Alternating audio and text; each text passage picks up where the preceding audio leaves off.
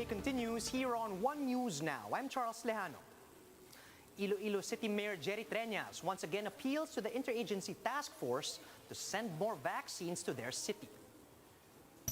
In an interview on Agenda, Treñas said that many Iloilo City residents want to be inoculated, but there isn't enough supply coming from the national government.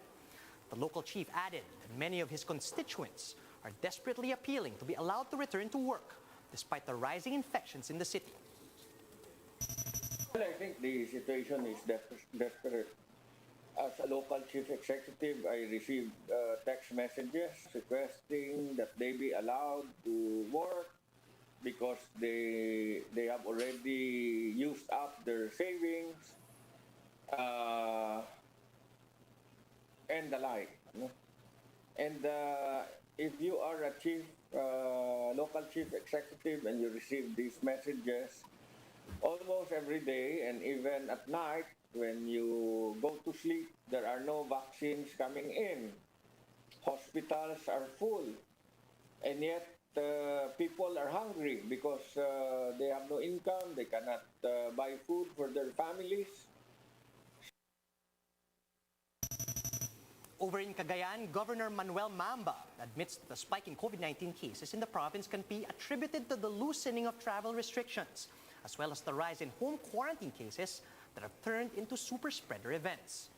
In an interview with Radyo 5, Mamba said that the provincial government has given each barangay 100,000 pesos to set up isolation facilities. But the governor pointed out that the city of Tuguegarao refused to comply with this requirement. But in Tuguegarao City, dyan po kami nagka-problema. Gusto nila yung na-accredit pa ng DOH at PhilHealth kasi nakakakolect pa sila doon. Doon po lumobo talaga. Lahat na ng resources ng DOH halos sa Tuguegarao napunta. And Tuguegarao only represents about 15% of our population.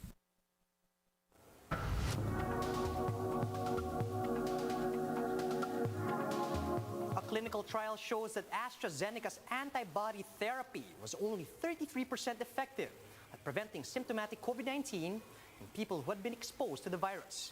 Bloomberg Intelligence's Sam Fazeli discusses more on Bloomberg Markets European Close. Let's listen in.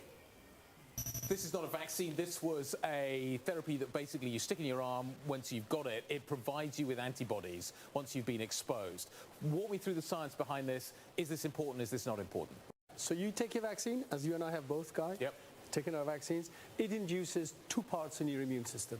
First one is the antibodies, which everybody now knows, and the other one is T cells. Nothing to do with the Astra cells. So what Astra's done here, and Regeneron did it, Eli Lilly did it, Glaxo's trying to do it, is make some antibodies and give it to you, right?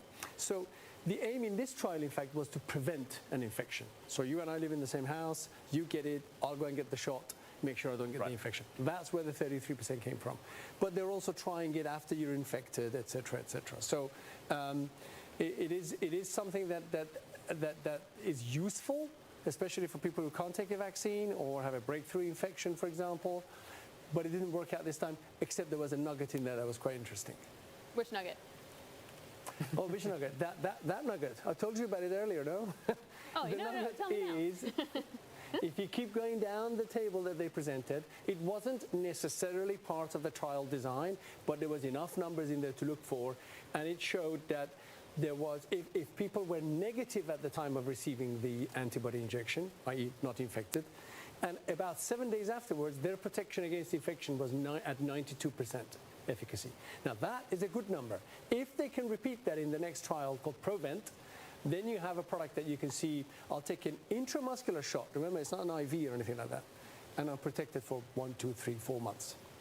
Let's talk about the Public Health England data that was revealed last night at around 6.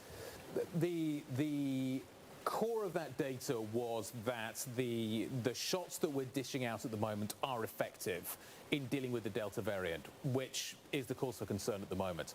However, there was quite a big degree of variance between the Astra shot and some of the mRNA shots in terms of the certainty surrounding the data.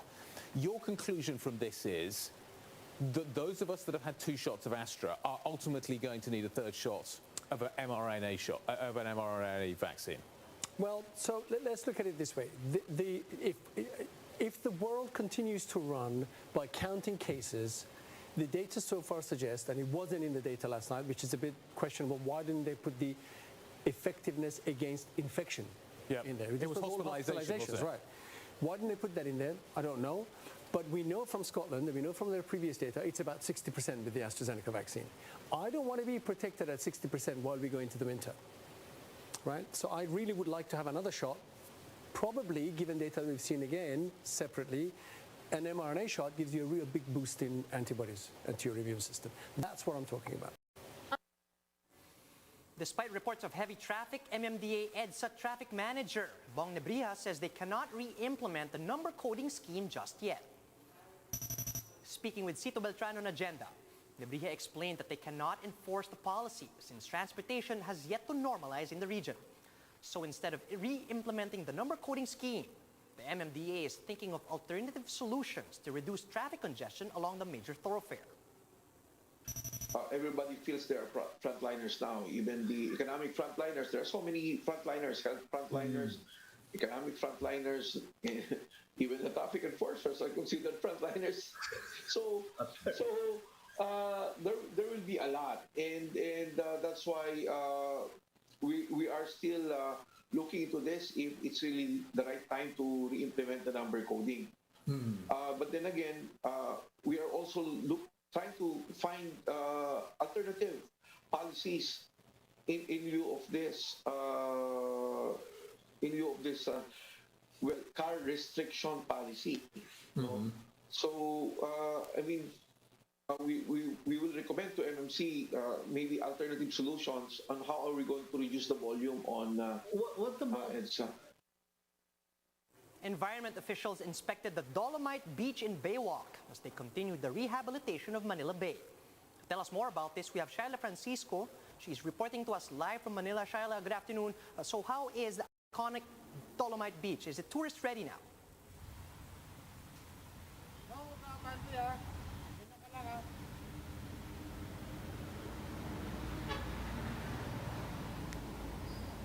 Charles, environment officials say they are just doing finishing touches on the Dolomite sand in Manila Bay.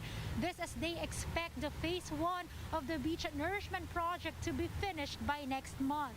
All Dolomite sand covering the 140-meter area from the U.S. Embassy are already in place according to the DNR. They say they are just facing delays in flat laying the sand due to weather conditions. Earlier, they showed a simulation of what the beach area will look like with beach umbrellas in place where tourists can rest. Aside from the swimming area, there will be a designated fishing and viewing area along the Baywalk. Comfort rooms are also being installed now. But they won't be opening the swimming area just yet. Aside from the pandemic, the DNR says it wants the water quality in the area to be within standard level for swimming of 100 mpn per 100 ml.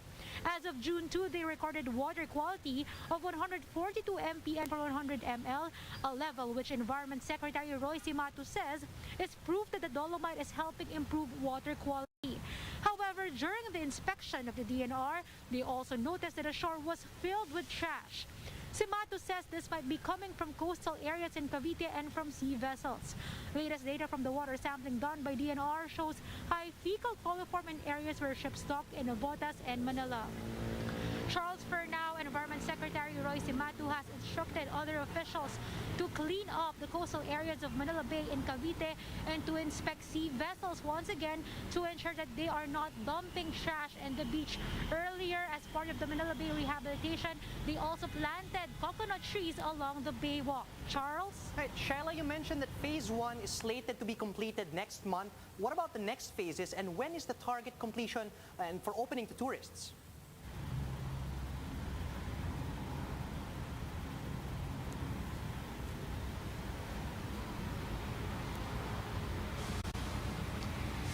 Charles, earlier, DNR Secretary Roy Cimatu says they target to finish all the phases of the beach nourishment project by October, but it will still depend on the weather conditions, especially since we're on the rainy season right now. As for the other question on when it will be open to tourists, the DNR wants it to be open to the public before Duterte's term ends next year. But as of now, they must first ensure that the water quality is within standards. Charles? Thanks for that, Shaila. That was Shaila Francisco reporting live from Manila. And those are the top stories at this hour.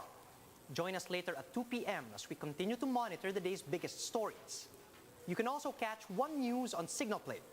Register for a free account at www.signalplay.com so you can stream One News live anytime, anywhere. I'm Charles Lejano.